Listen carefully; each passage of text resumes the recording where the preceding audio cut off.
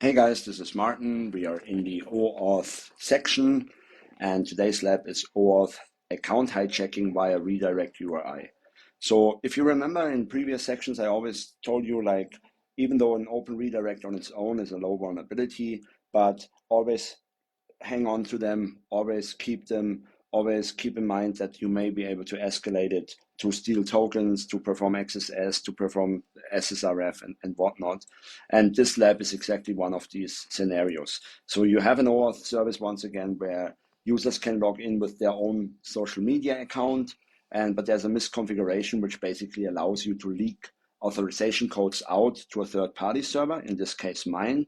And then once I have this authorization code, I can complete the flow, and then I can log in as the admin user and delete Carlos.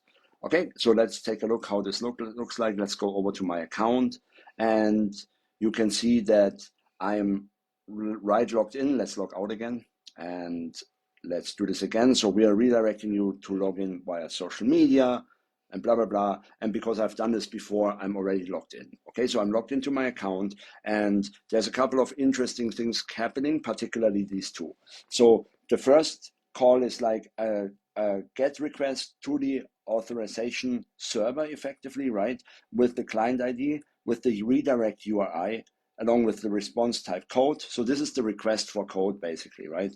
And what's happening here is the problem is that this redirect URI is user controllable. So instead of calling the OAuth callback endpoint, I want to call my attack server in order to leak that code.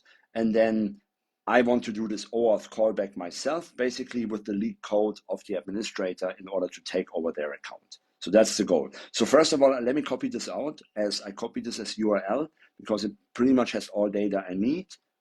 And let's come here, put this in there. So first of all, I need to create an iframe because the user, my victim, will be loading this iframe, and then this URL is basically being called. So first of all, I need to have this authorization server URL, which is basically this one here. Okay, I need to put that in. Okay, that looks good. Then the client ID, which is this one here. So I need to put the client ID in there.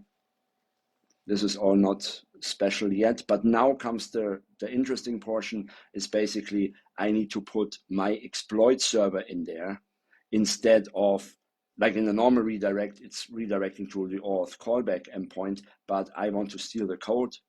Or yes, so I basically will delete this and I will put my exploit server in here. So I head over to my exploit server and I basically copy this and put it in here.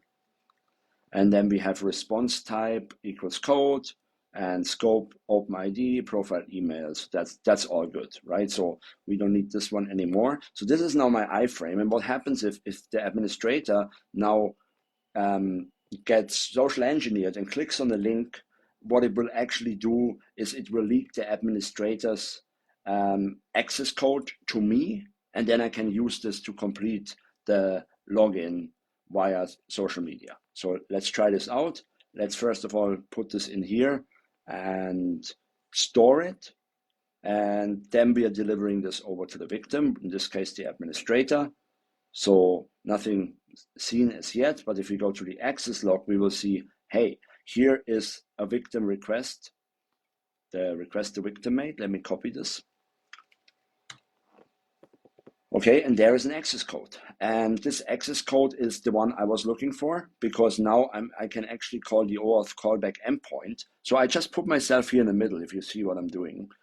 And now I take this code, and I will also obviously need to make sure that this is the right URL, and which is this one. And now I need to make sure I'm logged out of my account, so because I'm still logged in as me, right? So as Wiener, so I log out, and now I call this URL with the code, and then let's see what happens. And I have completed the social media login flow with the stolen code from Carlos, from the administrator. I hit continue, and then I have my admin panel and can delete other users. Okay, so this solves the lab, and I hope this makes sense, and I see you in the next one.